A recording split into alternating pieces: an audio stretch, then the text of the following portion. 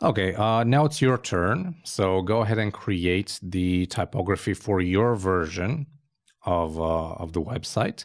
And of course, you can copy everything I do, but I encourage you to try other things, try other typefaces, other type scales, play around with the font sizes, the font weights, see what looks best to your eye.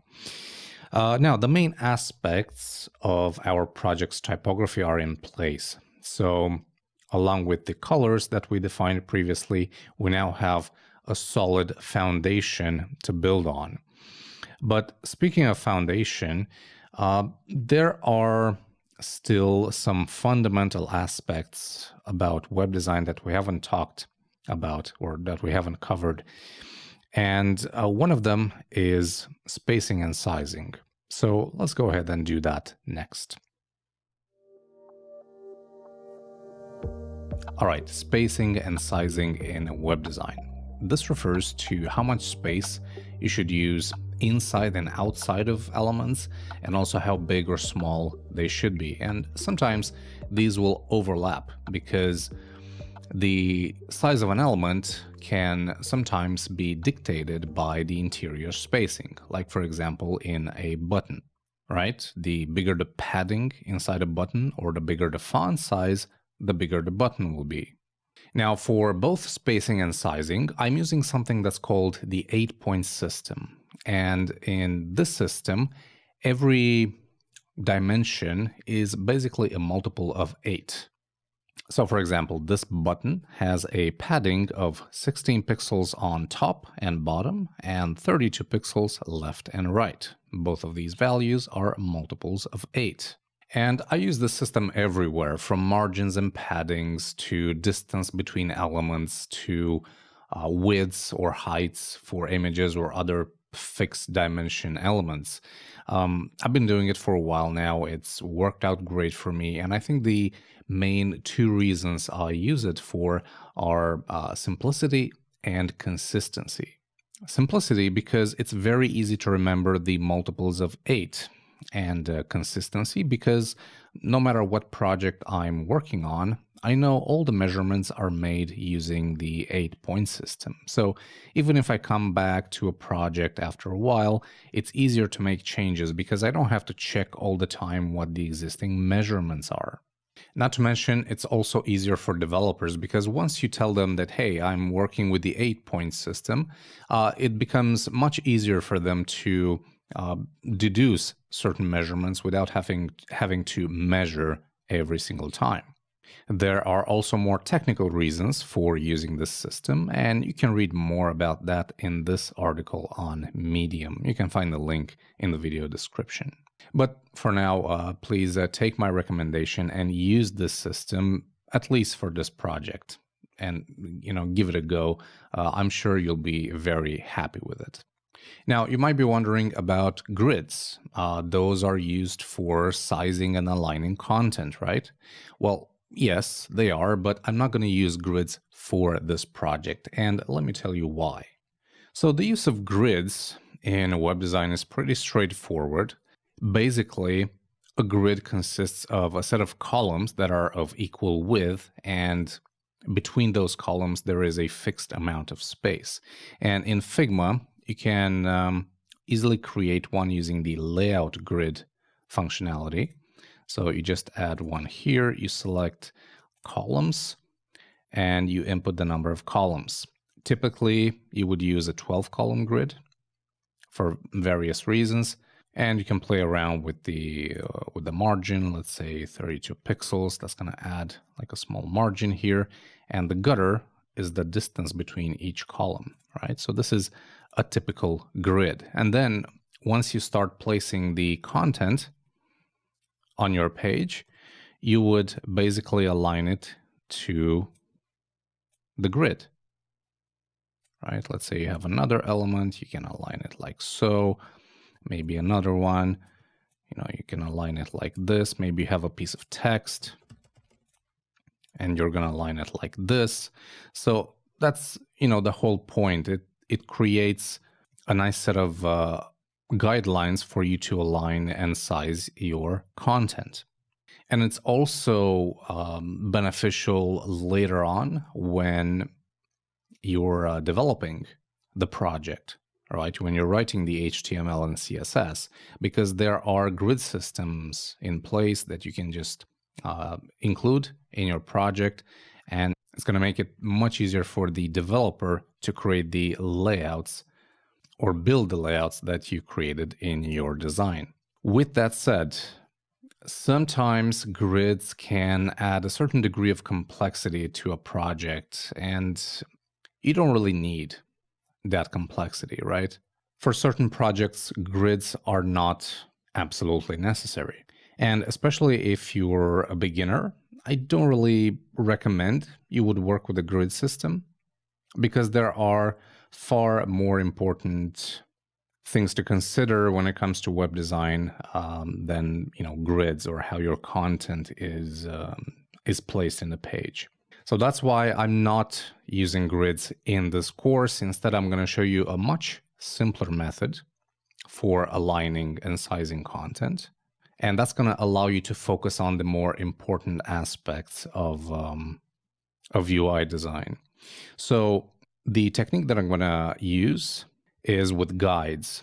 So I'm going to get rid of this layout grid, and to activate the guides, you would go to the Figma menu, View.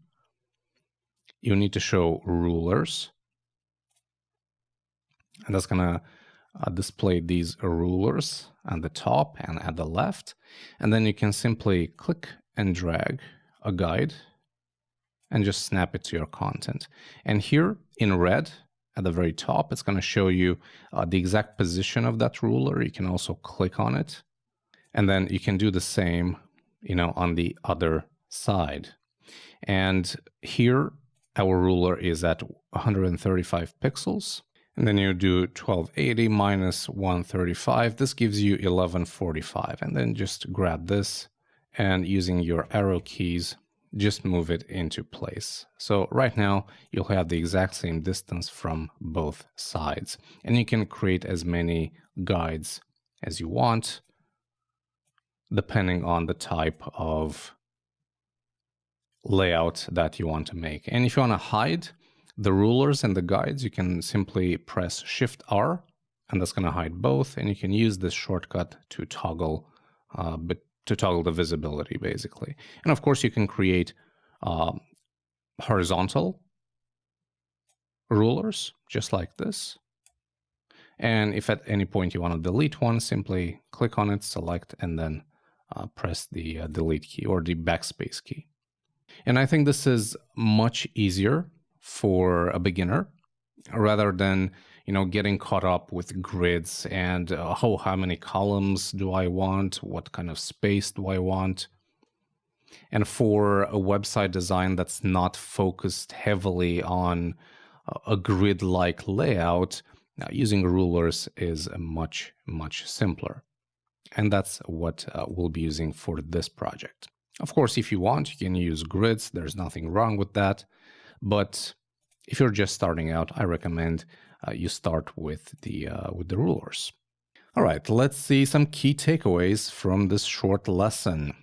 Spacing and sizing are very important in UI design because they will dictate the amount of white space and also the visual hierarchy. For spacing and sizing elements, use the 8-point system where every margin, padding, width, etc. is a multiple of 8. Grids are not always necessary and can sometimes add an unwanted degree of complexity to a project.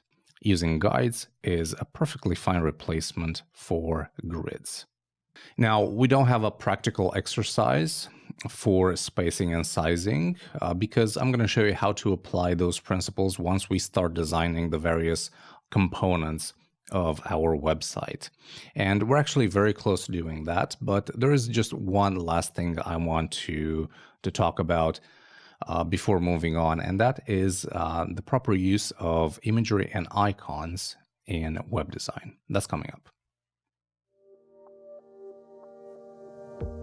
All right, so before we start putting pixels on the screen, I want to give you a few pointers for working with images and icons. First of all, an icon should be meaningful, right? Because you usually put an icon next to a piece of text or inside a button. So the icon should visually represent what the associated text is saying. For example, here we have a button that says send message, but that checkmark icon is not really appropriate, right? It doesn't exactly represent what the text is saying. But if we replace it with this icon, then it looks much better, doesn't it? The icon and text work together to tell a story. Of course, there are standalone icons like the ones for social media. And these work just fine by themselves because they're basically the logos of well-known brands. So a user seeing those icons know exactly what they do. Another thing to be careful about when working with icons is the style. You need to be consistent and use icons with the same style. They don't have to be from the same icon set as long as they share the same style, whether that is outline, solid, duotone, etc. In this example, I have two outline icons and a solid one. See how weird it looks, that mismatch? It will look a lot better when I replace the solid icon with an outline one. Now everything is nice and consistent. So be careful about the icon style. There are plenty of high quality icon sets out there, and most of them are free. A simple Google search will give you a bunch of results and you'll be good to go. However, I have a couple of icon sets that I use regularly. They're some of my favorites, and I want to share those with you. First one is Bootstrap icons. If you're not familiar, Bootstrap is one of the most popular front-end frameworks, and they offer an icon set called Bootstrap icons that looks something like this. It's very nice, over 1,600 icons. It's free to use, so I would highly recommend this. Another one is Font Awesome. This is probably the most popular icon set. There are 14,865 icons in the Pro version, which is a paid version of the set, but there's also a free set, and they come in multiple styles like thin, regular, and so on. And they also provide a web font that you can use for the icons, which is awesome. But yeah, Font Awesome, another great option. Hero icons, this is a smaller icon set with just 230, and it's licensed MIT, so it's free to use even for commercial projects. These come in two varieties, outline and solid, and overall, this is a really good icon set.